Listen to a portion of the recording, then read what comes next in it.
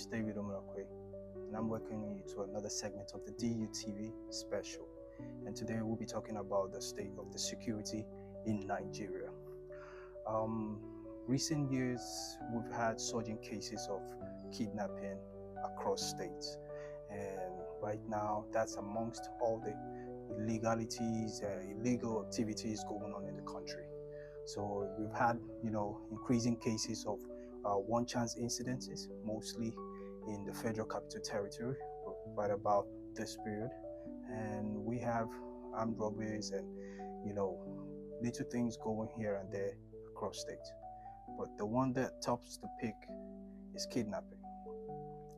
Recently, kidnapping has become some sort of lucrative business for specific, enemies of the state. In capturing people and demanding ransom for them. And if I know better, in our constitution, that's illegal. But it has become, some sort of a common right now in the country, and it's a illegal activity that has been cutting across all around the country. So no region is exempted. So we have the northern region experiencing it in full heat, and right there in southeast also in high numbers. Southwest also we're having incidences, and south is not exempted.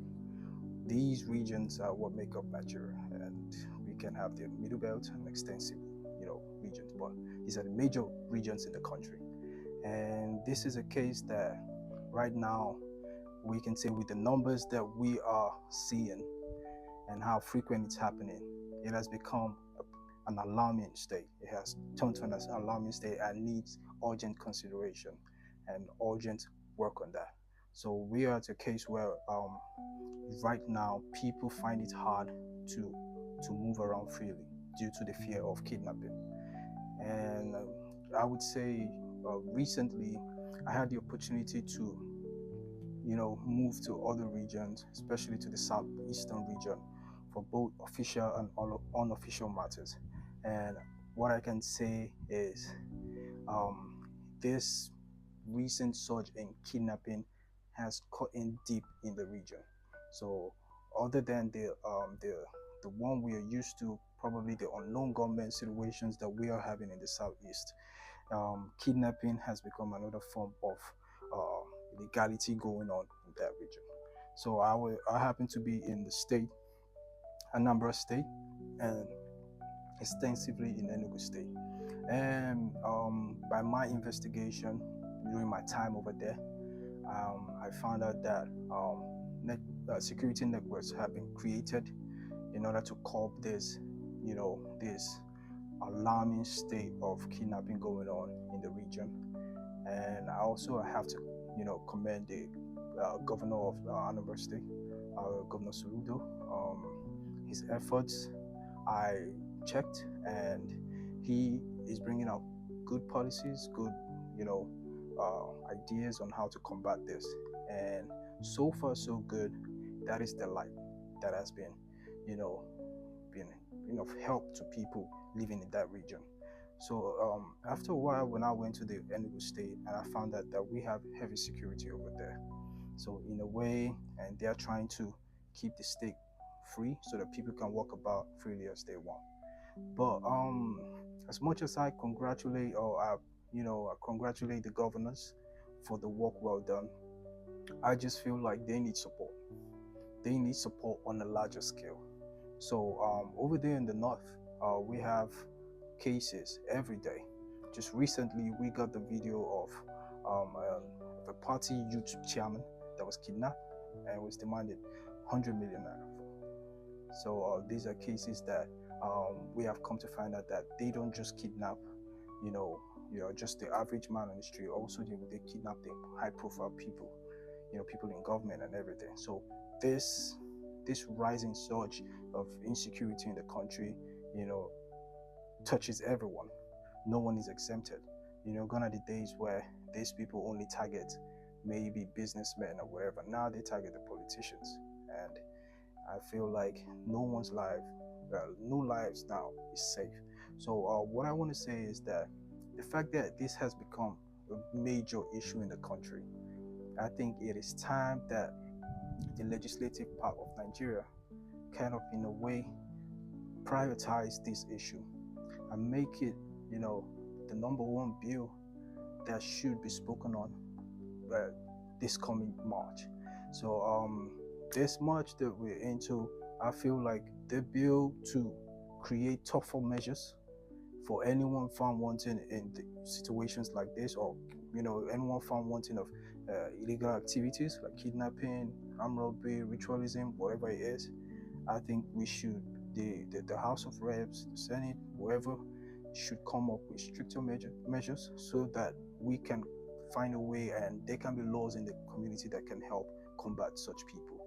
Because until that happens, these people would still feel like they are untouchable. They still feel like they can still get away with these things. Are we gonna, you know, head towards a Nigeria where we are projecting that we want to achieve a lot, when a lot of people are afraid to come outside and go to work? This is not something we want in our community, or this is not something we want in our country. So I urge the House of Representatives to look into the matter and as quickly as possible enforce policies, enforce measures that are going to be helpful in capturing kidnappers. Because this is Nigeria. We don't have a place for both domestic terrorism and international corrupt terrorism. So any form of terrorism that comes at the harm or at the expense of another person, such person should be brought by the book and should be dealt with. So I think the House of Representatives should take this matter serious, because it's fast becoming alarming. The state at which there is no assurance of you traveling somewhere else and coming back safely without the fear of being kidnapped.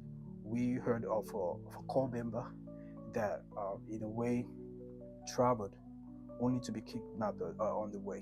So how do you explain to the parent if their child, after 4 years of school, comes out, going out to go serve his or father's land, and get kidnapped and has to bring out ransom, which they may not have? And this is something going on. So I think the rate of kidnapping in the country has affected areas like the youth corps. So now the question is, should the youth corps continue? You understand me? If it continues, if they believe that it should continue, what are the safety measures they are making sure that these students have in order to go to those states that they have been delegated to go and serve and come back safely? There's no guarantee from the security, there's no guarantee from the government for these people. So we're going to have so many corps members coming out or rejecting offers to go to regions that are well heated with kidnappings and terrorism.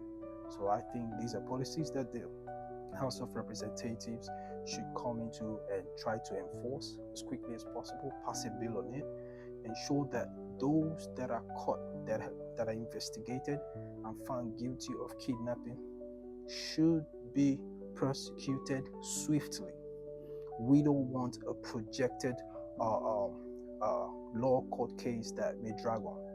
You understand? We still have cases of people that have been found wanting for that, and they are yet to be prosecuted. They are yet to be tried or judged. So we need swift. I think for those people that are in it, once they find out that the government is seriously on this and has passed the bill to ensure that they are brought to the book and they are prosecuted according to the Constitution, I feel that will be a first step in the right direction in curbing these things and reducing those numbers that are high back down. We need our security forces to work hand in hand.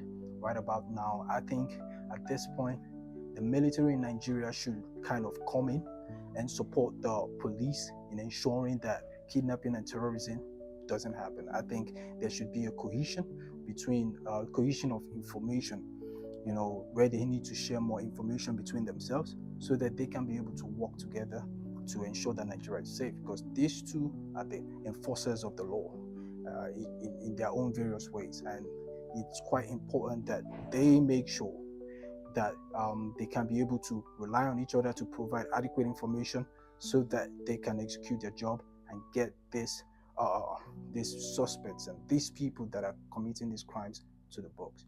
So I think if we can do that, we are going to the right step, and we can achieve our goal of making sure that Nigeria is safe. Because without Nigeria being safe, every other sector is in danger. We already have that. The agricultural sector has become so low. Agricultural output has become so low due to the fact that farmers are being attacked. People don't want to invest in the country because of the fear of being kidnapped. So these things trickles down, and it affects us one way or the other. So I think if we can tackle the insecurity of the country as swiftly as possible, I think we can, get one side in order, and we can push ahead. I feel like those listening, I also want to send a message to everyone, especially Nigerians. Henceforth, the peace of Nigeria is non-negotiable. It's not negotiable to anybody. It is something that must happen, and it's something that must happen now. No more living in fear. No more, propagandas or agenda. It is time for everybody to be all hands on deck so that we can achieve our goals. We are looking at countries that have put a lot. You can look back at the case of Singapore. It comes with a lot of discipline. It comes with a lot of effectiveness coming together, and they achieve what they have right now. I think if we put such character towards us, in front of us, I think we can achieve our goal. It's been pleasant to talk to you about this. I hope that those listening and you also can comment on this video and tell us what you think about it. And I feel like we can both achieve this, because as much as we put it all on the security agencies, it is a collective effort. Whatever information you have about any illegal matters, please do report to the police or the nearest police station around you, or anybody that can be of help. This way, we can make Nigeria great again.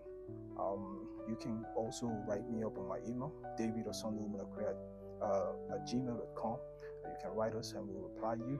And you can also comment, like, share, and you can follow us on our social media pages, David Umunokwe at davidumunokwe.tv.com, on YouTube, David Umunokwe TV, on Facebook, and DUTV on Instagram.